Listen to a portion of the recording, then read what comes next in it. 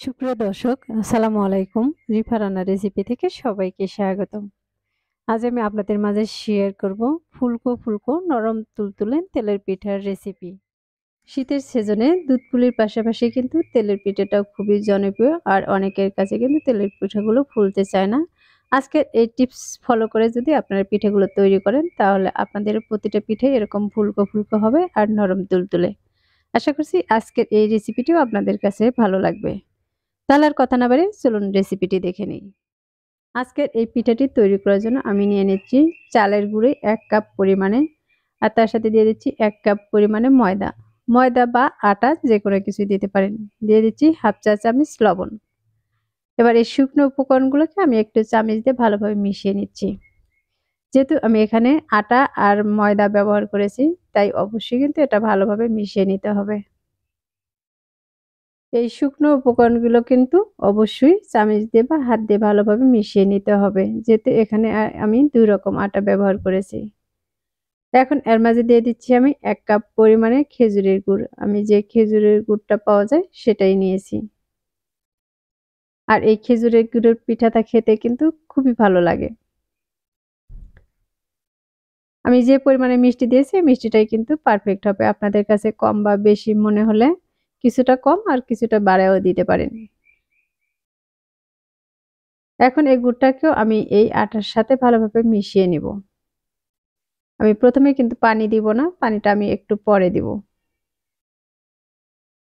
এখন এর মধ্যে দিয়ে দিচ্ছি আমি হালকা কুসুম লিকুইড দুধ। আমি দুধটাকে জাল করে একটু ঠান্ডা করে নিয়েছি। আবার কিন্তু খুব বেশি ঠান্ডা করে নিইনি। আমি আজকের এই ব্যাটারটা একটু দুধ দিয়ে গুলিয়ে নিব। আপনারা চাইলে কিন্তু পানি দিয়েও গুলিয়ে নিতে পারেন। কিন্তু পানিটাও কিন্তু অবশ্যই একটু গরম করে নিতে হবে। আবার খুব বেশিও কিন্তু গরম করা যাবে না। আমি এখানে ১ কাপ পরিমাণে লিকুইড দুধ দিয়েছি, দিয়ে এটাকে একটু আঠালো ব্যাটার তৈরি করে নিচ্ছি। আমি এই দুধটাও কিন্তু একবারে দিব না। ১ম এ অর্ধেকটা দিয়ে দিচ্ছি, পরে আরো কিছুটা দিয়ে দিব। আর এটা কিন্তু ভালোভাবে মাখিয়ে নিতে হবে। দেখতে পাচ্ছেন এই ব্যাটারটা কিন্তু একটু আঠালো হয়ে এসেছে। এখন আমি এর মাঝে দিয়ে দিচ্ছি আরো ১/২ কাপ পরিমাণে লিকুইড দুধ। আমি ১ কাপ নিয়েছি, ১ কাপ হয়তো পুরোটা লাগবে না। তাই আমি এখানে একটু, একটু করে দিয়ে দিচ্ছি। দিয়ে আবারও ভালোভাবে মাখিয়ে নিচ্ছি। যদি আবারও লাগে তাহলে পরে দিয়ে দিব। আর যদি না লাগে তাহলে কিন্তু আর দেওয়ার প্রয়োজন নেই।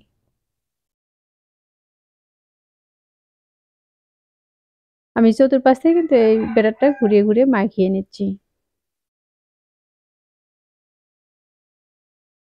আমি ব্যাটারটা কতটুকু ঘন আর কতটুকু পাতলা রাখবো তা কিন্তু আপনারা দেখে বুঝতেই পারবেন।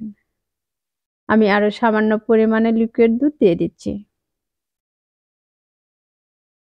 আমি আবারও বলছি এই ব্যাটারটা কিন্তু আপনারা চাইলে পানি দিয়েও গুলে নিতে পারেন। দুধ দিয়ে গুললে কিন্তু খেতে আরো বেশি টেস্টি হয়। তাই আমি দুধ দিয়েই গুলে নিয়েছি।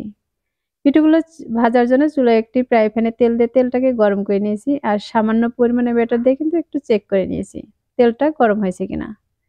যখন তেলটা এরকম গরম হয়েছে তখন আমি এর মাঝে পিঠার ব্যাটারটা দিয়ে দিচ্ছি। আমি এখানে ১ চামচ পরিমাণ করে দিয়ে দিচ্ছি। আর যখন এক পাশে কালার চলে এসেছে তখন এটাকে আমি উল্টিয়ে নিচ্ছি। আমার কড়াইটা যেহেতু অনেকটাই বড়, তাই একসাথে কিন্তু আমি বেশ কয়েকটা পিঠা ভেজে নিতে পারবো।